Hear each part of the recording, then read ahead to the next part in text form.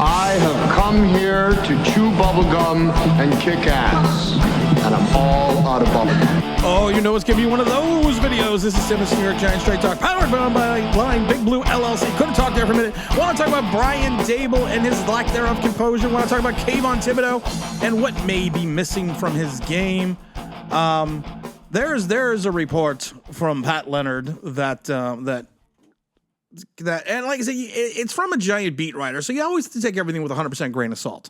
But there's an article that came out that basically said Brian Daboll has no composure, that his assistants have been warned to stay away from him, that he's basically fuming Brian Daboll. You know what's funny, though, just real quick.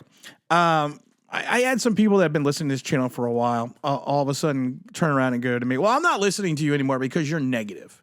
And it's not that the fact that you're right. It's just that you're negative because you're pointing out the things that are right and things that are true. I keep thinking to myself, what the hell does that mean? I point out things that are right, and you don't like me anymore because I point out the truth, and you don't like that. There's only one thing I have to say to that. No. Bon voyage. Have a great time. If you're going to go. I mean, because that was probably one of the dumbest comments I ever heard. And I got a couple of those yesterday, and I got someone actually emailed it to me. I have to read these emails one day. But Brian Daboll evidently, you know, there may be more to the whole Wink parting ways than we know of. That there's several reports that have surfaced that kind of allude to the fact that Brian Daboll is irrational. He's erratic. He regularly goes after his assistants, and he doesn't just attack them, he attacks them personally. We did a video, we called it Scrooge McDaboll back in early December that talked about this, I heard rumblings that Brian Daboll is kind of an asshole. And I loved it because everyone says, you don't know anything. But now Pat Leonard comes out and says that it's got to be true. I love the Giant beat reporters because you know what the thing is about Giant beat reporters? You either believe the information because you want to believe the information because it validates your point, or if you don't want to believe the information, then they're just 100% full of shit. But like I said, I've been hearing this about Daboll going back to beginning of December.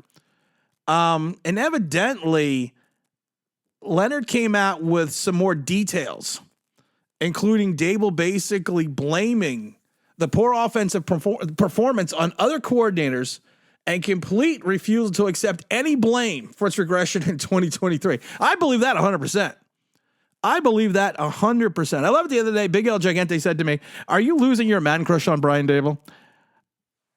You know, it's funny. I think the warts started to show after the 6-2 start, and they started progressively getting worse for Brian Daboll. And I kind of think that I'm not losing. Yeah, I kind of am losing my man crush on Brian Daboll, I guess. Evidently, in Week 11, Daboll slammed Wink for allowing the Commanders to remain in the game. Now, I remember that game. His defense had 4 turnovers. The special teams, I believe, had a turnover as well.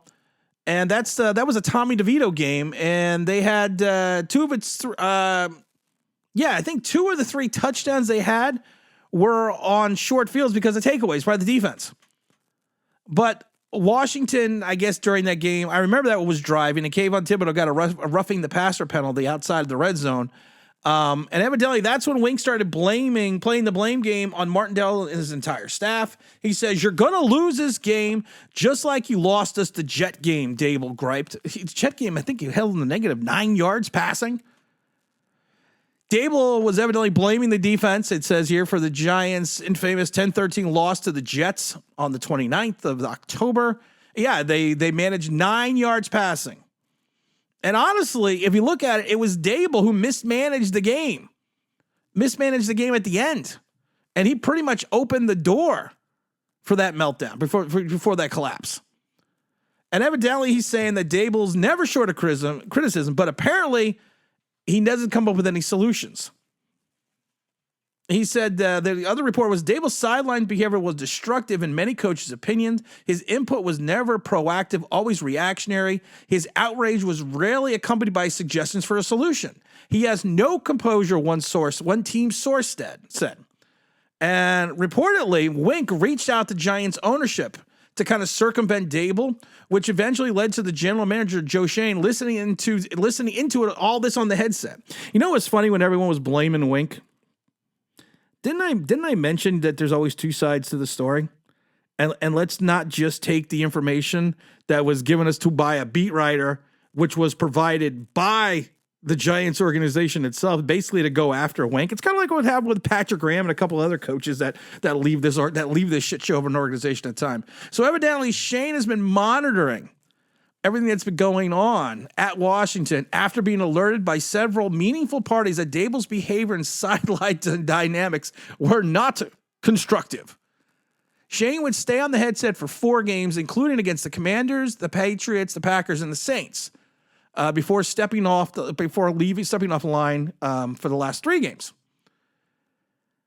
Now, Daboll, I don't know. Daboll is just one of those guys that I just don't get it. And evidently, Daboll did take over play calling for Mike Kafka. It says here that Daboll took over play calling away from Kafka multiple times, according to source says, and gave it back to him each time. He gave it to the Giants quarterback coach for the second half of the Dallas game in Week 10. Daboll's unpredictability, one source says, was his defining trait. There's no pattern, there's no rhythm, there's no reason to his change other than others' perspectives. Daboll took over Kafka's offensive meetings in Week 7 ahead of the home game against Washington.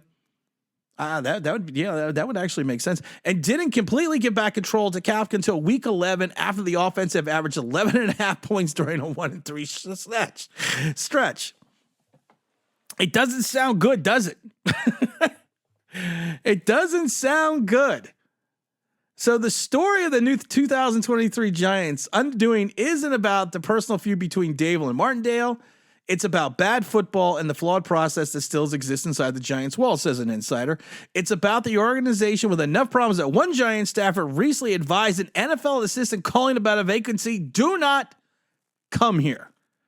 Now, it's also reported that Daboll has basically a destructive ego, that Daboll receives advice on his headset and those in the moment from the analytics and the team management control, but the one source called in collaboration with a broken process saying it's not thought out or advanced, and regardless of what the discussion is during the week, Daboll's game plan decisions come up for grabs, impulse calls without guardrails.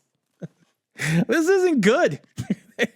There is so many things wrong here. Like we always say, there is something very wrong here.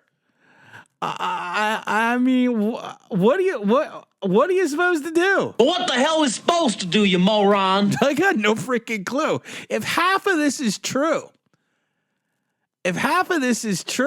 it's just crazy. Evidently also when Wink gave Daboll the game ball following a Week 12 victory over the Patriots, it seemed staged and dishonest. We all knew that. We all looked like that was pretty much just a given. That was pretty much just garbage. Plenty of people in the building, including players, coaches, and executives, says Daboll's meaningful capital from last year's success brought meaningful capital last year's success, but now the pressure has turned up in year 3 because of how badly year 2 went. Oh dear Lord, you could not make this stuff up. I mean, you really can't. I mean, we blamed Wink for everything because it was just easier to do that. Then actually, and I said this before, it's easier just to blame Wink than to try to find the truth. Do you turn around and blow up the coaching staff again? No, because then you're not building up any continuity. But the fact that, like I said, and everyone, like I said, everyone wanted to blame Wink. Everyone was blaming Wink. I didn't blame Wink. I never blamed back. Even when all these reports came out about Wink, I never blamed Wink because I still don't believe Wink was the problem. I still think it all goes to Brian Daboll. And as a head coach, you are responsible for your entire staff. You are responsible. I said it once and I said it before and I'll say it again. Him having that 9:00 press conference, then going behind basically Wink's back and firing Wink's assistants was Bush League. What was petty and was used to force Wink out of the building. And I think that's what kind of Brian Daboll wanted to do. And I think that's what Brian Daboll meant to do. It was almost like he had no guts. that he had no guts to face Wink, so he was just going to go out and get, fire Wink's guys, who Wink came and said to New York, I have to have these guys. These are my right-hand men. And Daboll knew that. So you had this thing at 9 o'clock in the morning press conference saying, yeah, we're bringing Wink back. And then you turn around and say, well, no, we're not bringing Wink back. 2:30, then Wink is gone. There is a lot of smoke coming out of the Giants building. And like I said, what do you do? I mean, honestly, what do you do? Has Joe Shane? Do you see the light? What light? Have you seen the light? Yes! Jesus H. goddamn Christ! I have seen the light! I mean, has Daboll seen, is Shane seen the light about what Daboll is? I mean, after all this, you would have to think he has. But is he going to do anything about it? Probably not. I just don't see it. I don't literally see it happening. It's just one of those crazy stories. I want to talk about Kayvon Thibodeaux a second, and I went longer on Wink than I wanted to, but Kayvon is always, hey kids, look over there. Who is it? It's Kayvon, the friendly pass rusher. Oh no, now he's gone. It's one of those things with Kayvon that Kayvon's, he had it in the early part of the season. He wasn't playing well. He came out and basically bashed the fans. Then he started getting some sacks and the fans jumped back on his side again. And then the last 5-6 weeks of the season, he basically did nothing. He basically just disappeared. And there was always that talk. There was always that scuttlebutt that over in Oregon that he took plays off. We actually saw him take weeks off. Now, one of the things I can tell you there is a difference between having heart and the difference between having passion. Passion at times is just something you are passionate about. It can carry you through a little bit here and there. But if you don't have heart to go along with the passion, it doesn't mean anything. Because heart is what drives you. Heart is what keeps you running. Heart. I've always said this before. I was never near the most talented player on any team I ever played on. But one thing that people will always say, I had passion for the game and I had heart. They will say that I would never quit, that I would never stop, that even if I had a broken leg, I'd be dragging my ass across the field trying to go after someone as quickly as I possibly could, even if I couldn't make the play. And then I sit there and you watch Brian Daboll. Not Brian Daboll. You watch Kayvon Thibodeaux. And we pointed this out numerous times. I don't want to keep going over and over again, but there are multitudes of plays that I pointed out. The one play with Jason Pinnock in Philadelphia when Swift got around Kayvon and he looked like he was going for Pinnock and Kayvon was the trailer.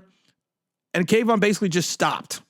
He stopped around. He just stood there. And I thought to myself, what if Pinnock missed? What if Lawrence Taylor decided that he didn't want to run down Ruben Mays from behind in that game against the Saints? And there was other plays that the play was away from Kayvon, and instead of running to and trying to take the angle to be a part of the play, he literally, and this is the last 4 or 5 of the games, he would literally just stop and put his hands on his side, just not even move.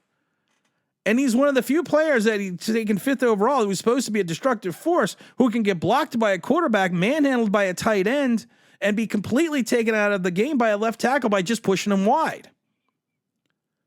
There is something that in the element of Kayvon's game that just is not there. And I think the talent is there. I do think he's a tweener in reference to his size. I don't know if he's a defensive end. I don't know if he's a linebacker. But a lot of times, like I said, I think it's about heart. It's about playing with heart. It's about playing with desire. Yeah, you can have passion for the game, but if you don't have the heart to go with that passion, you're a guy that takes plays off. You're a guy that takes weeks off. You're a guy that takes entire games off. You're a guy that gets manhandled by a second string line against Philadelphia in that last game. You're a guy that can put up 3 sacks in one game and then turn around and do nothing the next. It's not about consistency. It's about desire. It's about the willingness. Sometimes just having the heart and the willingness to go through and do something, really it's what sets you apart from other people.